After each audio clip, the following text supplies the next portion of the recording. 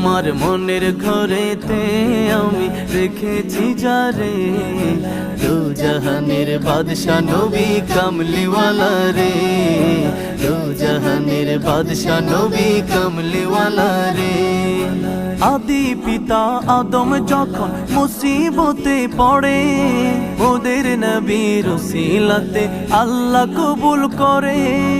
আদি পিতা আদম যখন মুসিবতে পড়ে, ওদের নবীর উসিলাতে আল্লাহ কবুল করে। সাকারাতের বিছানাতে দেখা দিও রে, দু জাহানের বাদশা নবী কামলিওয়ালা রে, দু জাহানের বাদশা নবী কামলিওয়ালা রে। আমার মনের ঘরেতে আমি রেখেছি যারে, দু জাহানের বাদশা নবী কামলিওয়ালা রে।